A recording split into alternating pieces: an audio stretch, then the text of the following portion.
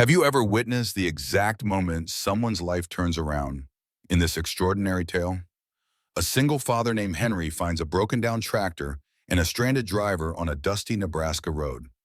Little does he know that by offering to help, he's about to unlock an incredible chain of events that reshapes his entire future. From unexpected corporate visits to heartfelt family moments, this story shows how one simple act of kindness can spark hope and possibility. If you want to discover how Henry's selfless repair job ends up transforming not only his farm, but also the life of the mysterious woman behind the wheel, stay with us till the very end. And while you're here, don't forget to subscribe to our channel. Your support helps us bring you more uplifting tales of resilience and compassion. So hit that subscribe button, invite your friends, and get ready for a journey full of surprising twists and heartfelt triumphs. Henry Locke was 62 years old and had awakened to the same Nebraska sunrise for nearly 4 decades. Every morning, without fail, he would sit at the worn wooden table in the old farmhouse kitchen, nursing a cup of black coffee and gazing out the window. The view never really changed: endless fields of corn swaying in the early light, a gray barn leaning slightly to the left, and the rustic fence that separated his property from the gravel road. Yet, no matter how familiar it was, Henry couldn't help but feel a pinch of sorrow each time he remembered how it used to look when Hannah, his late wife, was still alive. Together, they had built this life: 2 daughters, a modest herd of cattle, and dreams that stretched as wide as the plains.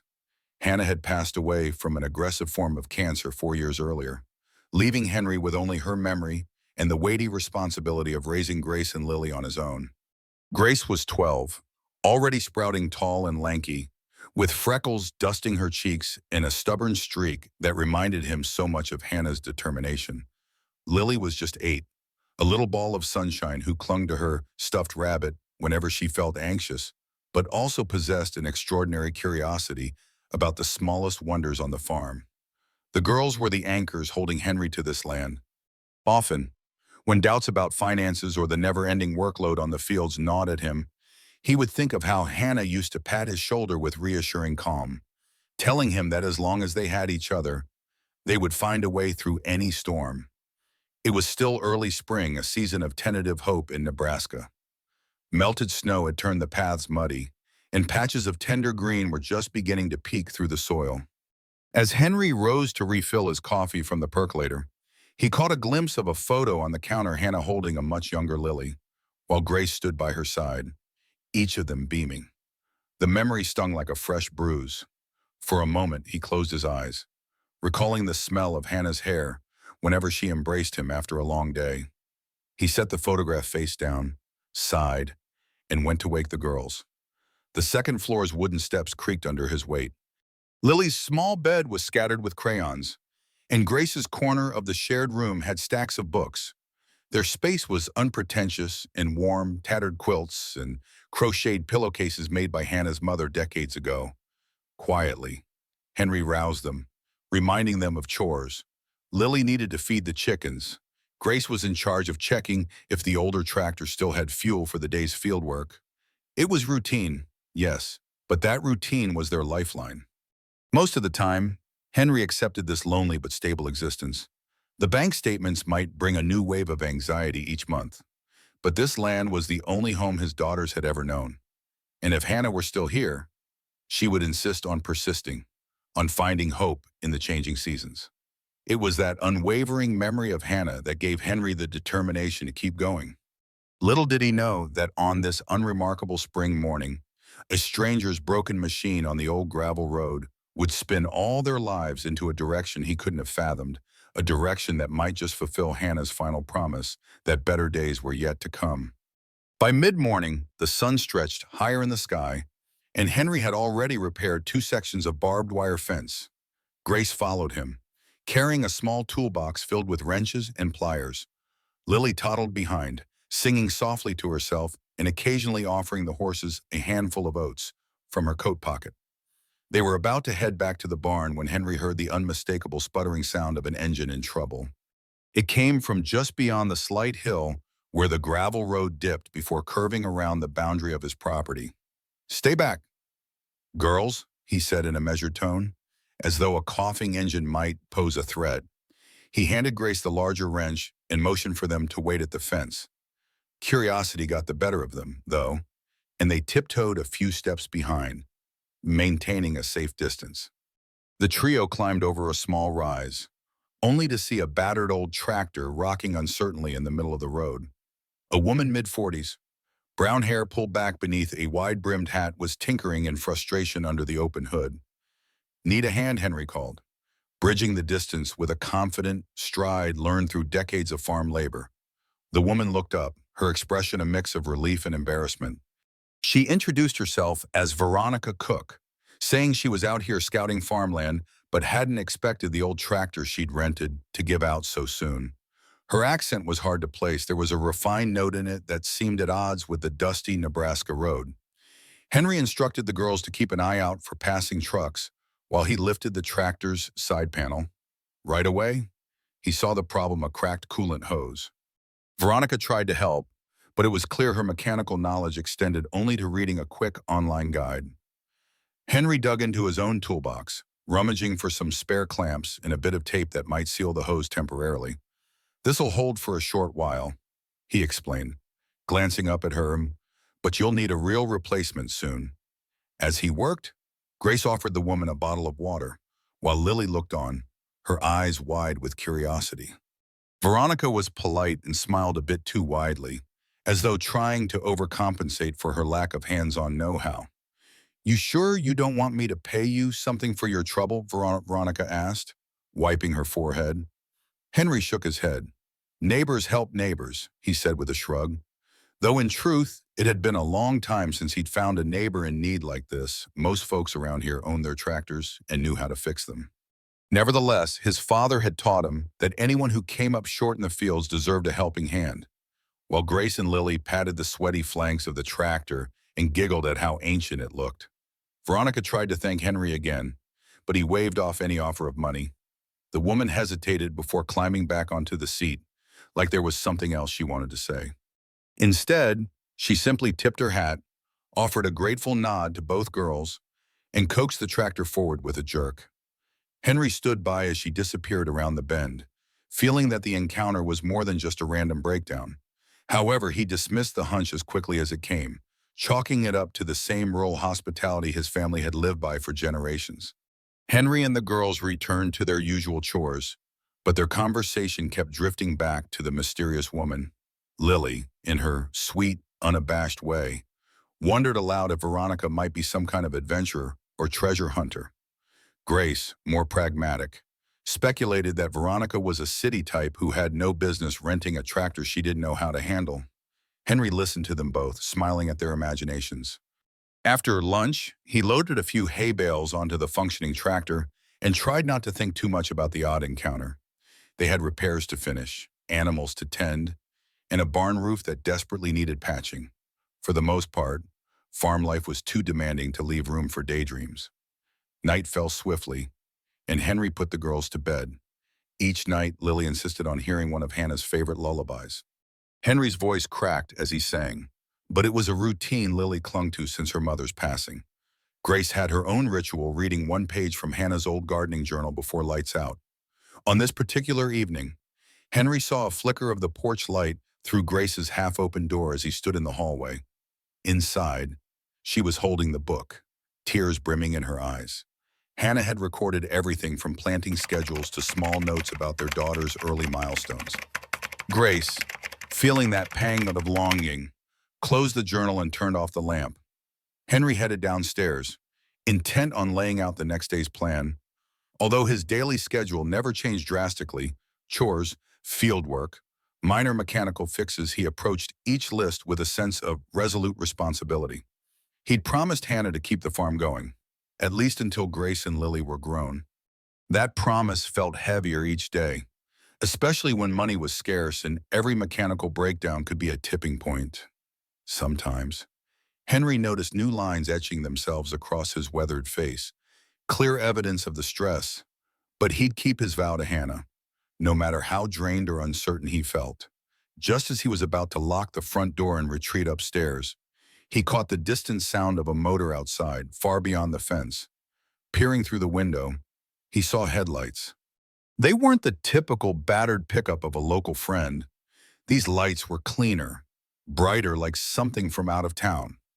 He watched, curiosity growing. The vehicle paused by his mailbox, then reversed. With a final flash of taillights, it disappeared down the road. Henry made a mental note to check for footprints or tire tracks in the morning, but exhaustion won out. He switched off the lights and climbed the worn steps. Sleep came fitfully. Henry dreamt of Hannah standing in the fields, waving at him. In the dream, she was beckoning him to follow. But as soon as he got close, she'd vanished like a ghost in a clearing fog. He awoke to darkness, heart pounding in the hush of midnight. The house felt large and lonely, the wind whistling through cracks in the windowsills. For a few moments, he questioned if any of this raising children alone. Keeping a financially strapped farm afloat was truly possible without her.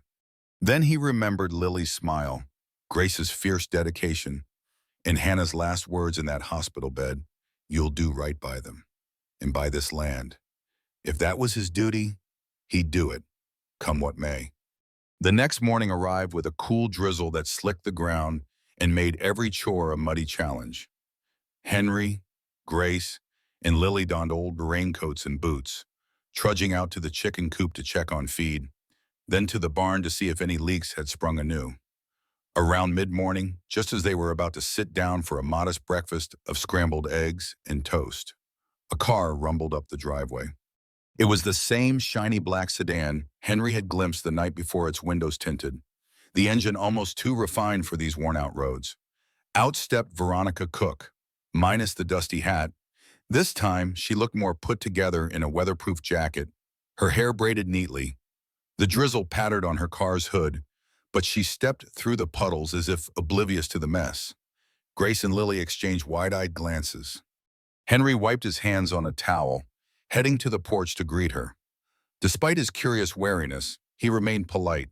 It was in his nature to be hospitable to anyone who stepped foot on his property. "Morning, bro," Henry said, trying not to sound too guarded. Veronica flashed a thankful smile. She was carrying a large paper bag that emitted a sweet, cinnamon-laced aroma. "I'm sorry to show up unannounced," she began, "but I owe you a proper thank you.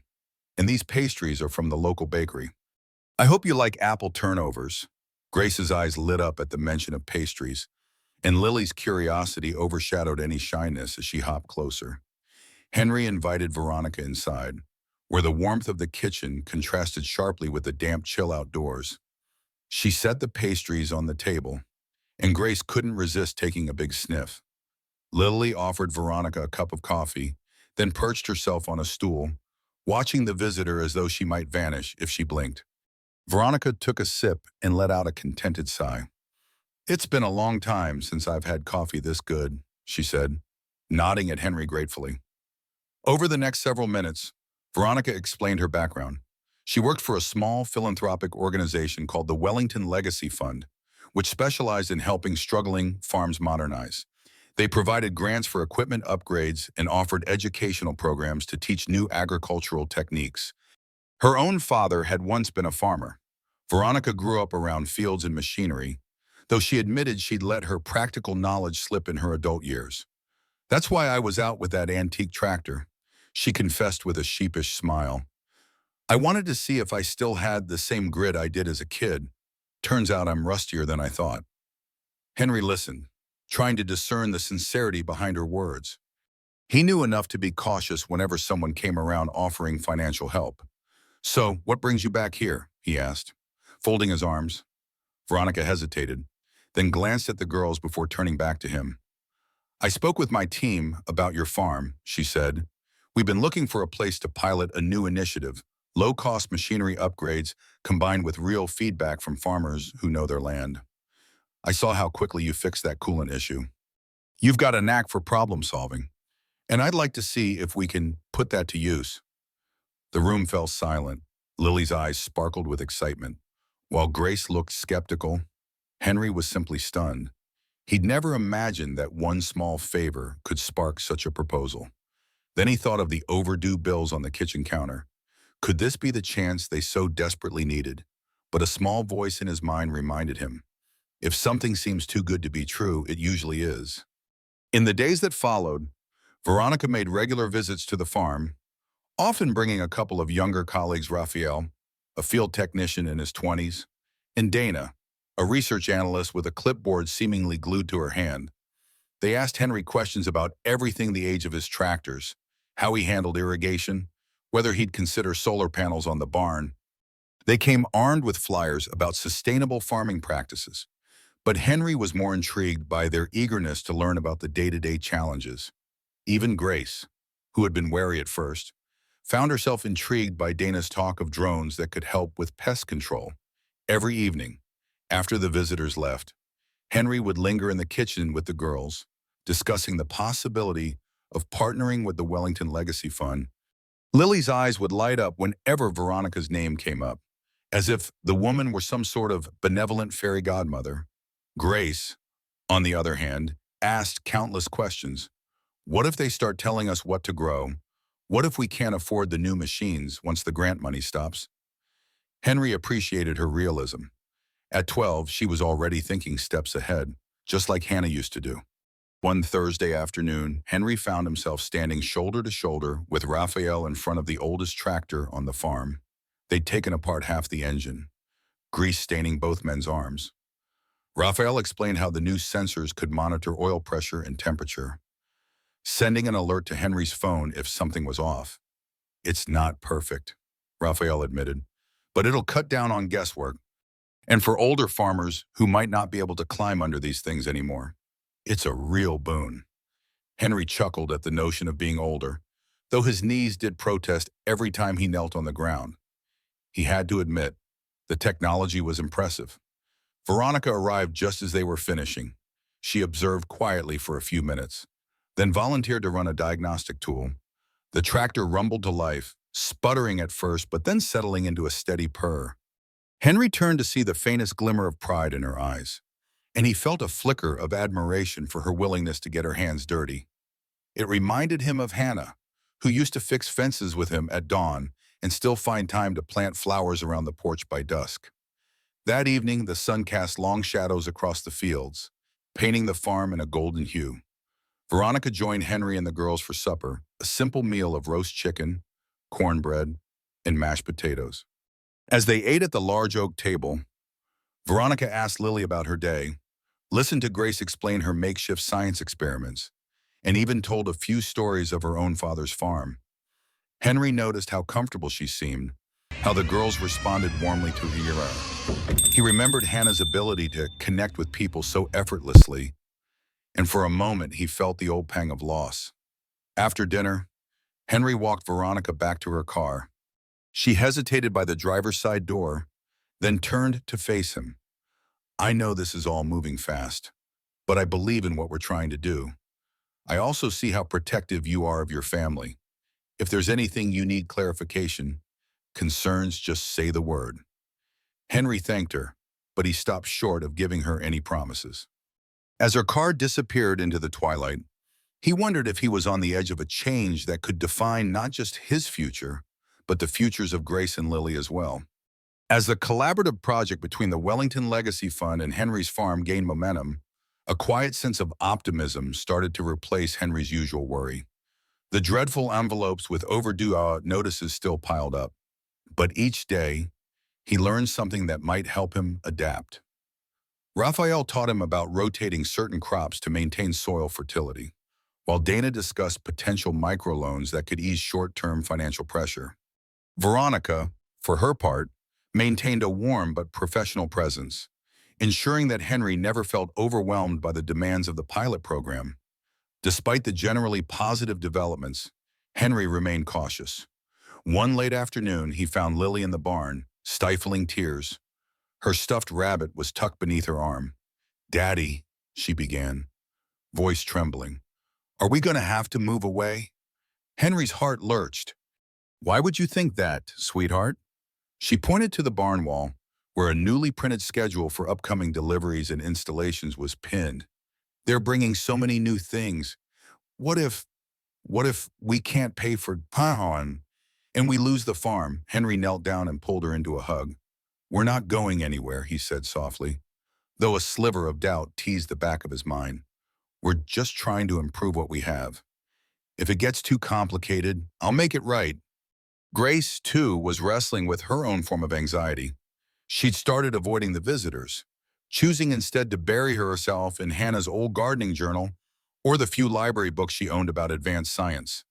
When Henry asked her if something was wrong, she mumbled that she didn't want strangers meddling with Mom's fields. The phrase unsettled Henry. He understood that for Grace, so much of Hannah's memory was tied to the land they had built together. Incorporating new technology felt like erasing the past.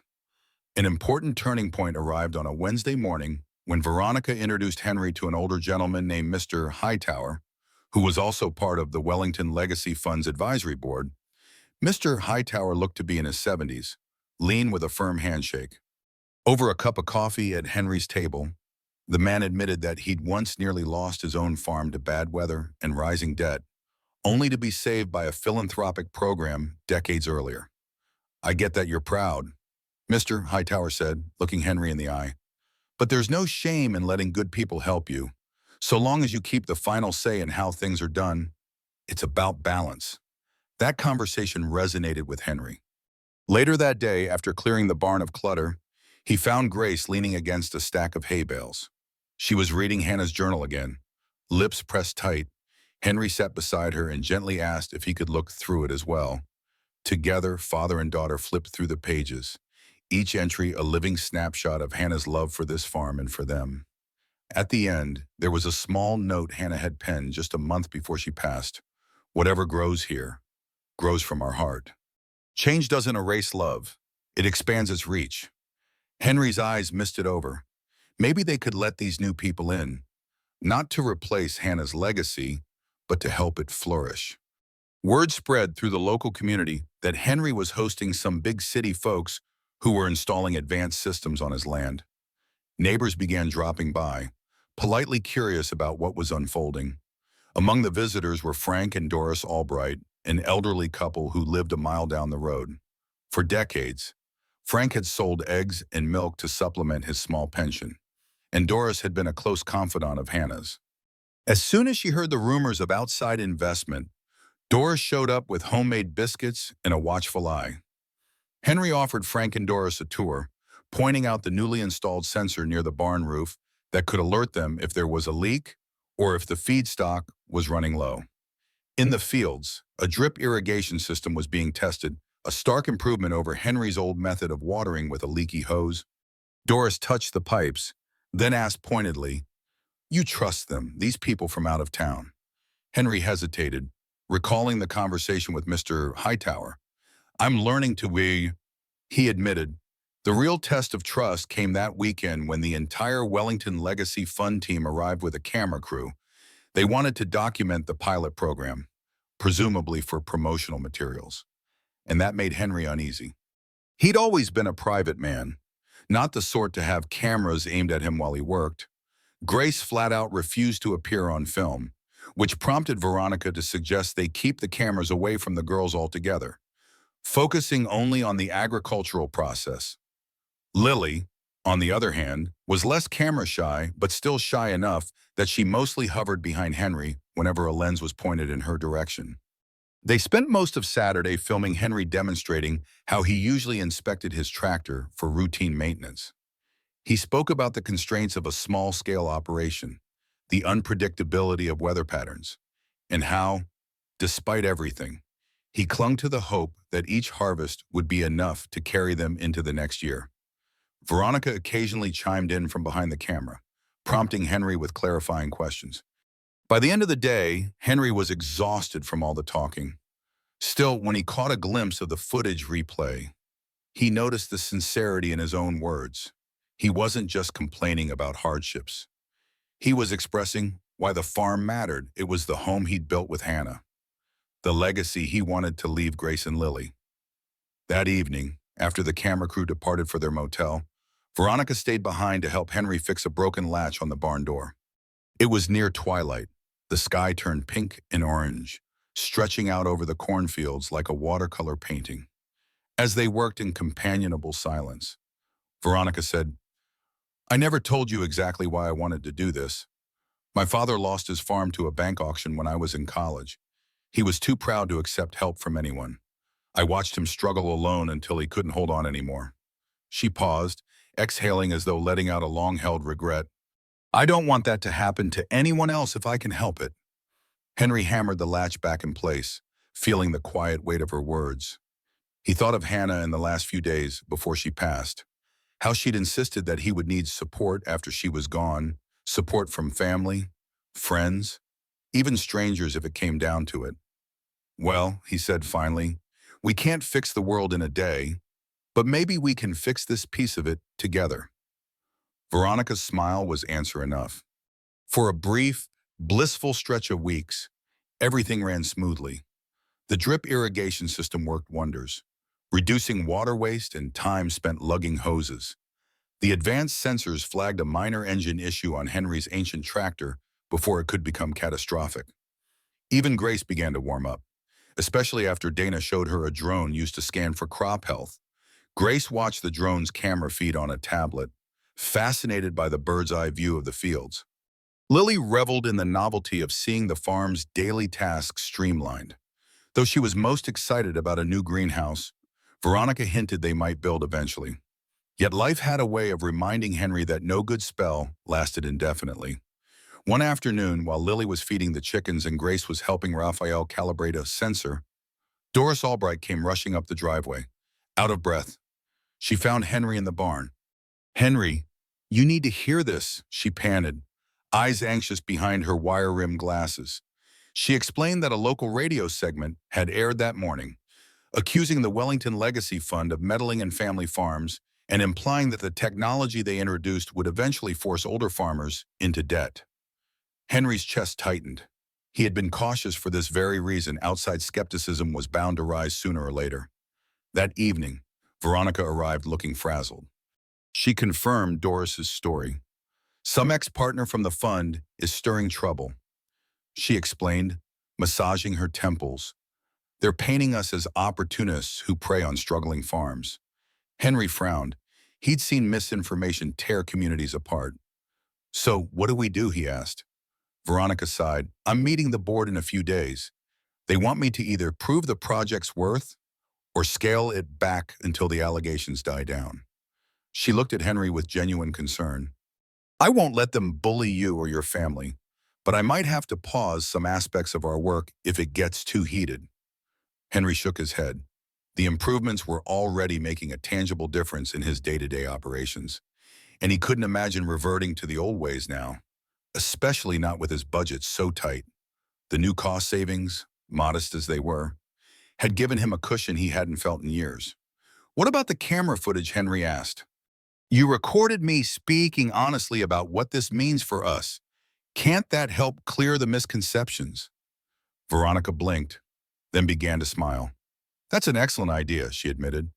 If the board or the media saw the real impact, maybe we could stifle this rumor mill. They decided to hold a public open house at Henry's farm. Local residents, reporters, and even a few state-level agricultural officials would be invited. Veronica's team would display how the technology worked, and Henry would speak openly about how it affected his family.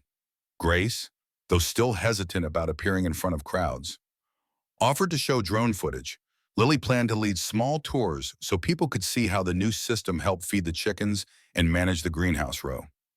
Despite the anxiety swirling around them, there was a spark of solidarity that gave Henry hope. In some ways, this was the best test of the partnership if they could weather a storm of rumors together. Maybe they could achieve something truly lasting. The following weekend dawned bright and breezy, a perfect day for showing off the farm. Frank and Doris Albright arrived first, lugging foldable chairs and an array of homemade pies. If we're going to have a crowd, we might as well have refreshments, Doris declared.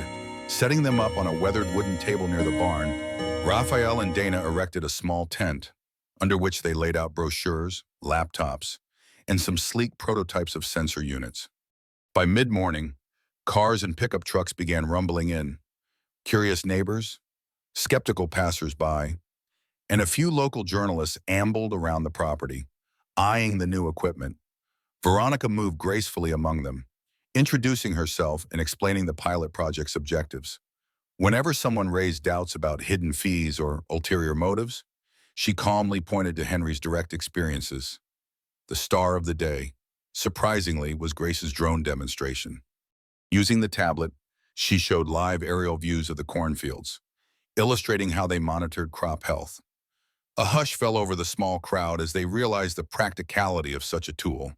Even Henry, who had seen it before, felt a flicker of pride for his daughter's poise and intelligence. Inside the barn, Lily guided small groups through feeding the chickens and checking the newly installed temperature monitors. She spoke with a child's earnestness. Before, we had to guess if it was too cold for the chickens. Now we know exactly when to turn on the heat lamps so they stay warm. Journalists scribbled notes, and a local station set up a small camera on a tripod. Lily, enthralled by the attention, recounted stories of lost hens and broken eggs from the days when everything was guesswork. Henry himself spent most of the event talking with reporters.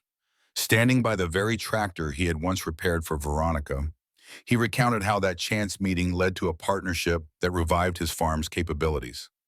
At times, the questions grew pointed. People asked if he was being compensated to endorse the fund, or if he would be locked into a contract that could drive him to debt later.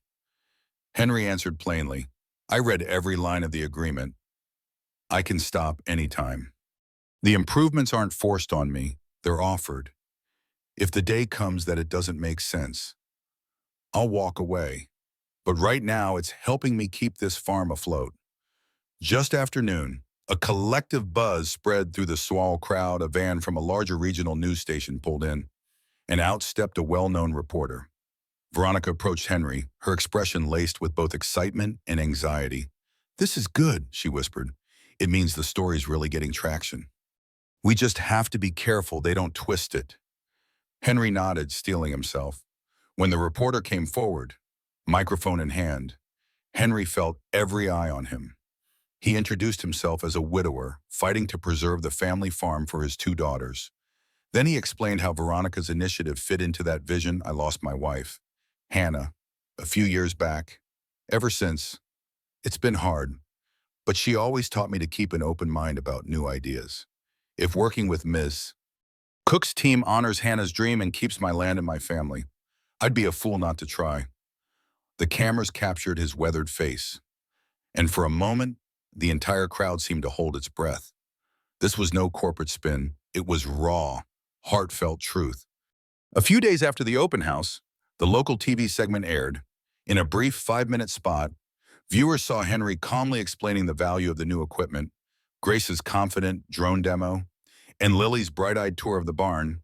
They also heard snippets of interviews with neighbors like Frank and Doris, who vouched for Henry's integrity and expressed guarded optimism about the Wellington Legacy Fund's approach. Even the once skeptical news anchor concluded the segment by noting, "Perhaps some partnerships between big ideas and small farms can yield a new harvest of hope." The coverage made a splash, drawing not just local attention, but also interest from a handful of neighboring counties. Calls started pouring in, fellow farmers wanting to know more. Community organizers curious if the program could expand, and unfortunately, a few critics who still believed it was all too good to be true. Veronica, though visibly tired from juggling board demands, insisted that the publicity was a necessary step to dispel rumors. Henry could sense that something was shifting in Veronica's demeanor. She seemed more tense, checking her phone constantly and stepping out for private calls. Late one afternoon, while Lily was napping on the couch and Grace was busy sketching out a mini science project, Henry caught Veronica pacing by the barn. He approached quietly, overhearing fragments of her conversation. "We can't just abandon the pilot site. No, I won't do that." "Because it's the right thing to do." When she ended the call, she turned to see Henry standing there. Instead of looking embarrassed, she let out a long breath. "They're pressuring me, she admitted, leaning against a wooden beam. "Some board members think we should halt any risky pilot if there's the slightest negative press.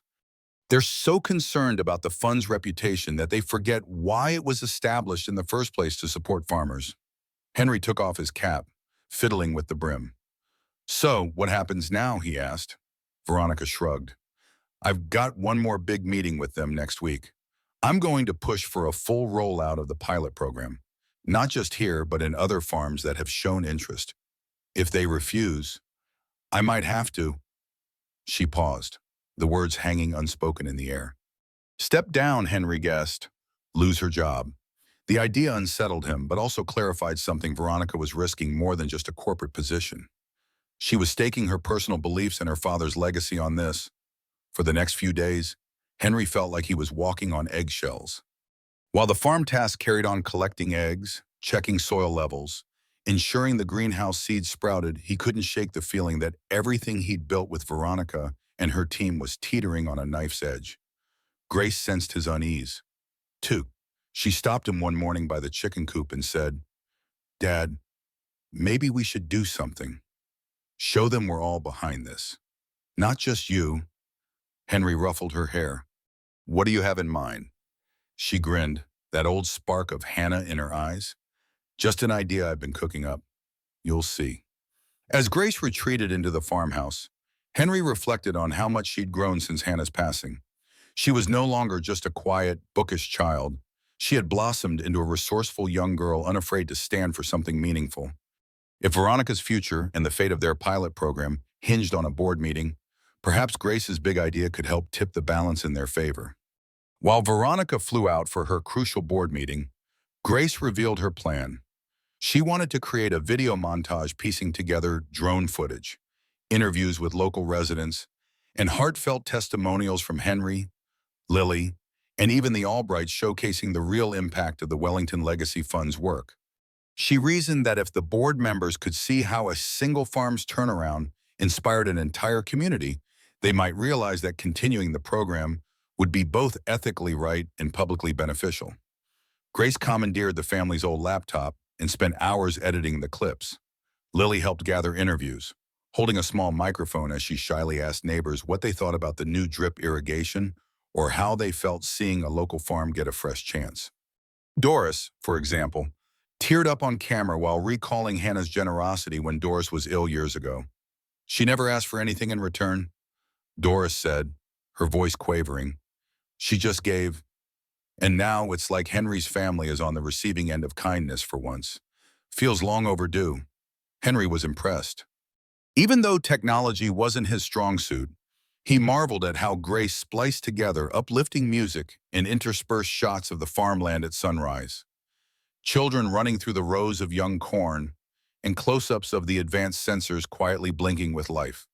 The final cut was around 8 minutes long. Grace dubbed it Growing Together. She wasn't sure if it would change any corporate minds, but she hoped it could at least help Veronica make her case. The day before Veronica was scheduled to return, Henry invited a handful of folks over to watch the video.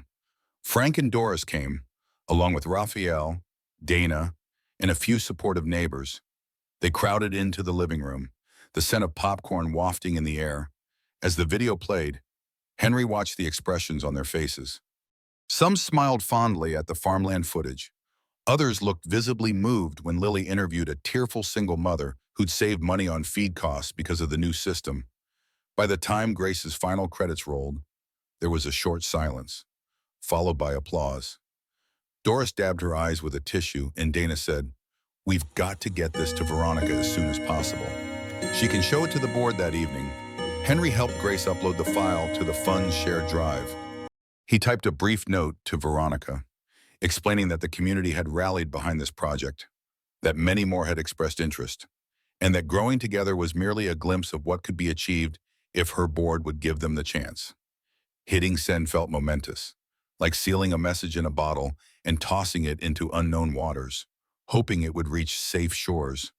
In the hush that followed, Lily crawled onto the couch beside Henry, curling up under his arm. "Do you think Ms. Veronica will be okay?" she asked, eyes brimming with the innocent concern only an 8-year-old could express. Henry held her close, kissing the top of her head. "I hope so, honey. She's strong, and she's got us in her corner." He stared out the window at the moonlit fields, remembering how different life had felt just months before. Indeed, everything was changing. In that quiet moment, Henry prayed their efforts, and Grace's heartfelt video would be enough to preserve the seed of hope that had been planted on their old Nebraska farm. By the time Veronica touched down back in Nebraska, the tension was palpable. She arrived late one afternoon, stepping out of a taxi in a rumpled blazer, her eyes shadowed with fatigue. Henry, who was working on the greenhouse door, immediately dropped his tools and hurried over. "Did you see Grace's video?" he asked, almost breathless. Veronica nodded, a small smile ghosting across her lips. "I did," she said quietly. It was incredible." She asked to speak privately, and Henry led her to the farmhouse porch, where a couple of rocking chairs overlooked the fields.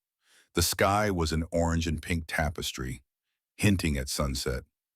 Veronica took a seat, knees trembling slightly as she leaned forward. The board meeting was a battle, she admitted, pressing her palms together. They were divided. Some want to expand the program, especially after seeing the positivity in your open house footage. Others worry about long-term viability and legal liabilities if something goes wrong with the technology. Henry nodded slowly. He'd half expected corporate politics to be a tangled mess. "So, what happens now?" he ventured. Veronica's gaze drifted to the horizon.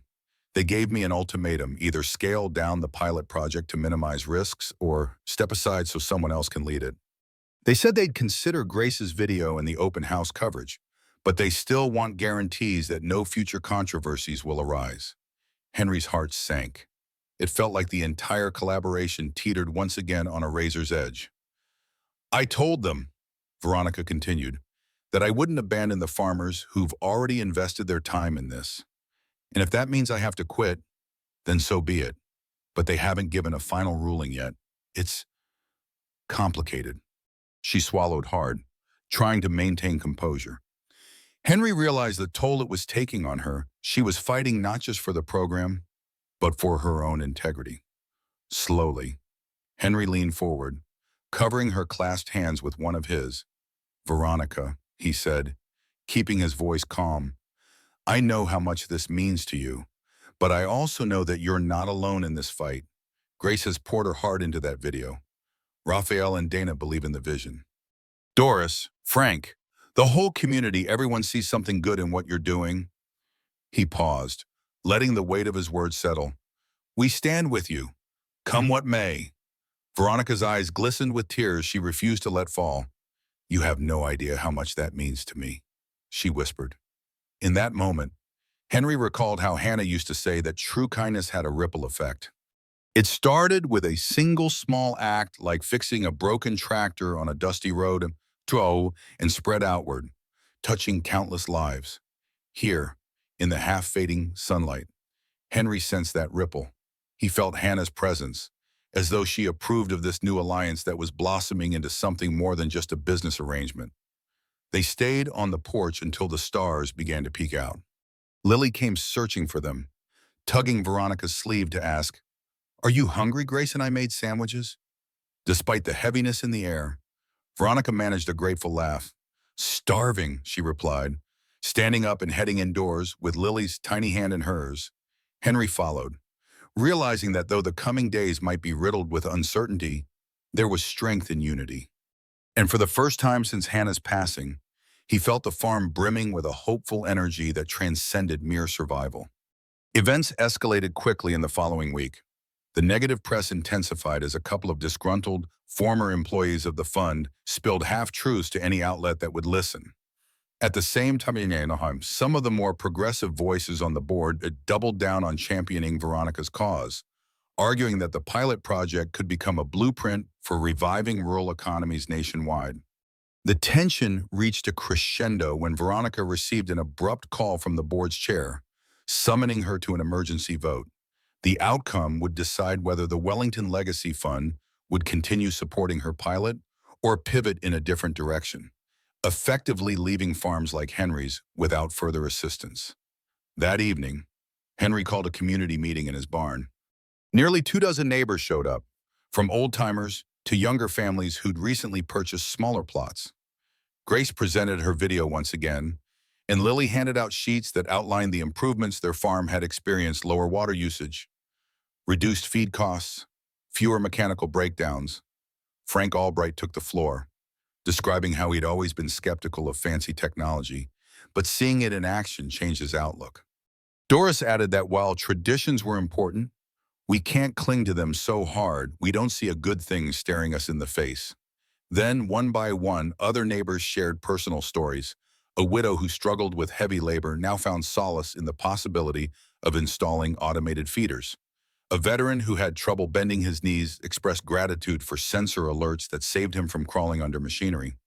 Each testimony was recorded on a phone or tablet, then sent directly to Veronica, who planned to compile them for her last stand at the board meeting. The night before Veronica's flight, Henry gathered with Grace and Lily at the kitchen table, the same table where Hannah used to knead dough and plan out the season's plantings. A single lamp illuminated them as the wind rustled through the curtains. Grace looked anxious, chewing on her pencil. Lily tapped her foot nervously. "Dad," Grace spoke at last, "what if they vote against her? Does that mean everything we've done goes away?" Henry pressed a reassuring hand on her shoulder. "We'll figure something out. Gracie, we always do," he said, though inwardly he trembled at the thought of losing the lifeline the fund had offered. A soft knock on the front door interrupted them. Veronica stepped in, bags in hand, ready to head to the airport in the early morning. She set her luggage by the door and approached the table. "I'll do everything I can," she promised, voice resolute but tired. "No matter how they vote, I want you to know you've changed my life as much as I've tried to change yours." She caught Henry's gaze, and for a moment, a silent understanding passed between them, an acknowledgement that their bond had grown far beyond professional courtesy. They bid her goodbye, Lily hugging her waist and Grace offering a small wave, her eyes shining with unshed tears.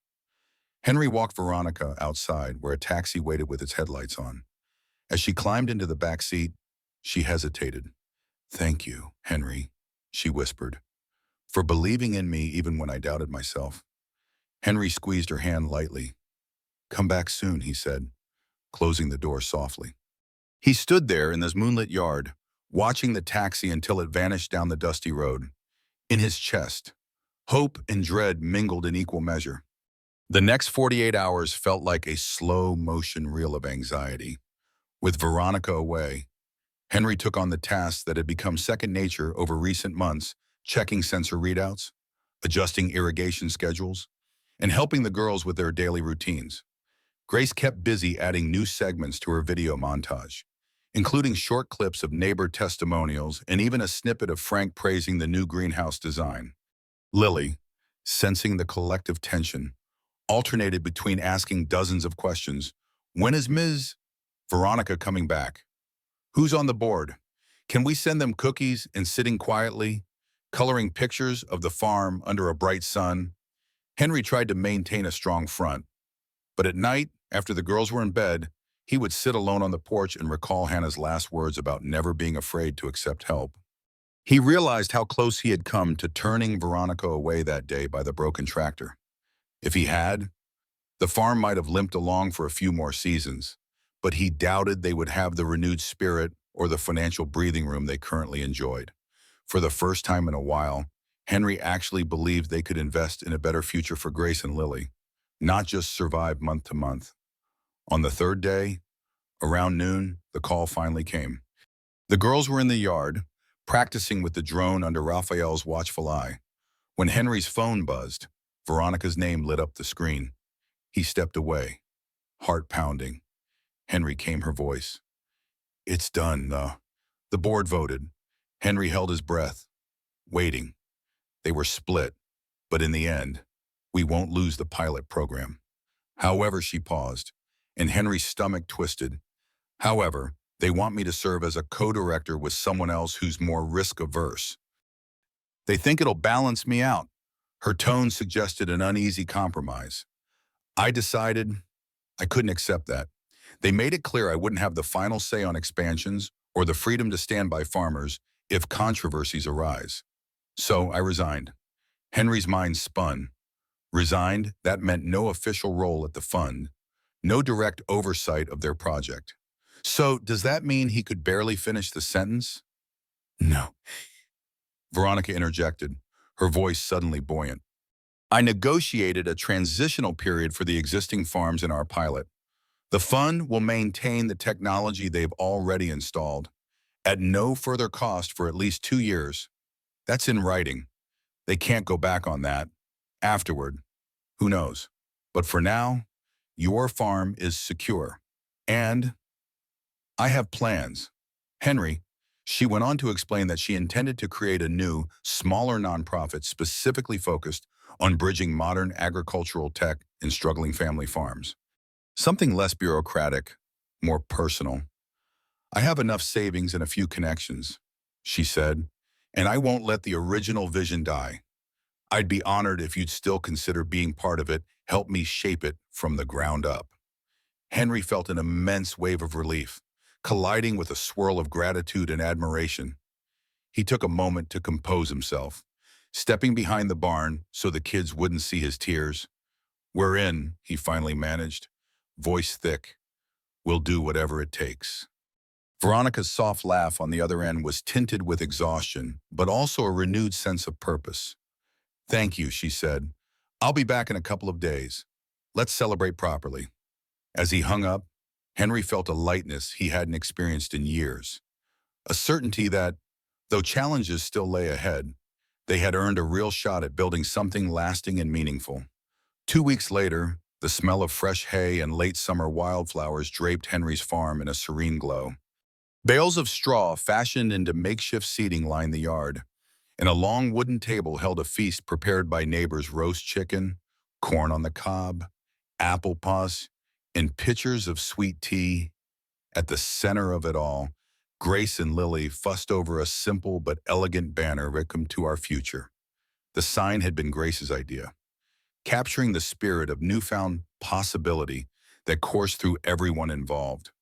That afternoon was a community gathering in honor of Veronica's new venture. She had returned from her final days at the Wellington Legacy Fund with the official documentation ensuring Henry's farm would keep its upgraded systems for at least 2 more years.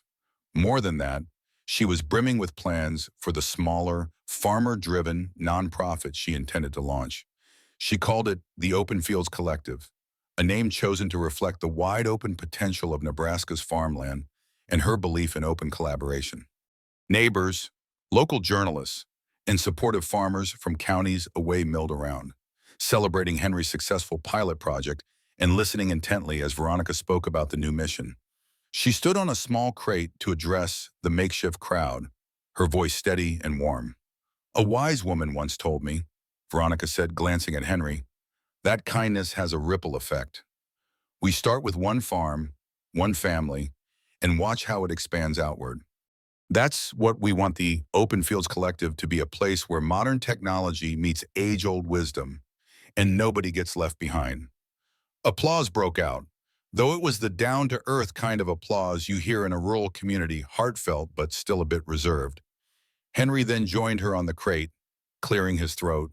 He was never one for public speaking, but this moment felt monumental. I just want to say, he began, looking down at Grace and Lily, that for a long time, I was proud to handle everything alone. But losing my wife, Hannah, taught me life is too short to reject genuine help. What Veronica, Raphael, Dana, and all of you have done is show my daughters and me that generosity and hard work can coexist. I think that's what Hannah would have wanted. His voice wavered briefly, and he felt a gentle squeeze on his hand, Veronica's silent encouragement. Soon enough, the gathering turned into a small party. Lily raced around with other children, giving them mini tours of the sensor equipment, stopping at the greenhouse to point out the new rows of tomatoes just starting to ripen. Grace sat on a bale of straw, chatting about drone footage with an older farmer from a neighboring town. Frank and Doris Albright, beaming, circulated trays of homemade fudge. Occasionally, Henry caught Veronica's eye across the yard, and they'd exchange a grateful smile, as though acknowledging that this was the culmination of months of worry, hope, and determination. As dusk fell, strings of fairy lights blinked on around the farmyard, soft yellow bulbs illuminating the barn and the wagon wheels Henry had propped against the fence. Guitar music drifted from somewhere in the background, a neighbor strumming a gentle tune. The chatter grew quieter, replaced by the warm hum of contentment. Standing near the porch, Veronica and Henry talked about the future. Will the Open Fields Collective have a permanent office? Henry teased. Or will it run from your sedan's trunk? Veronica laughed. We'll find some space nearby. I was also thinking I might spend more time out here, she added, cheeks coloring slightly. Henry's gaze softened. I'd like that, he admitted. Across the yard, Grace and Lily spotted them. Lily waved, hollering something about s'mores. With a final knowing glance at each other, Henry and Veronica wandered back to join the kids. The music grew louder, and a small circle of dancers formed, boots scuffing the ground. Above them, Nebraska's night sky spread endless, studded with stars. It struck Henry that, in a way, they were all like seeds planted in the same field. Some came from different corners of the world, but they'd found a shared patch of earth to grow together. As he wrapped an arm around Veronica, watching his daughters laugh under the glow of strings of light, Henry finally felt certain that Hannah's spirit approved. Though the land was the same, the future felt drastically new, and together, they stood ready to nurture it, harvest it, and pass it along to the next generation with pride. Now that you've reached the end of Henry's incredible journey, let me share a personal reflection. Life can be unpredictable, but faith in genuine kindness and hard work rarely steers us wrong. Henry's quiet perseverance, combined with the spark of innovation brought by Veronica, turned uncertainty into a vision none of them had previously imagined. It's a testament to how communities can grow stronger when they come together with open hearts and open minds. I truly believe stories like these remind us of our own inner strength and the endless ways people can lift each other up. I'd love to hear your thoughts. What part of Henry's story resonated with you most? Please leave a comment below, share your own experiences, and let's keep this conversation going. Thank you for tuning in, and remember to stay subscribed for more stories that celebrate hope, unity, and the power of compassion.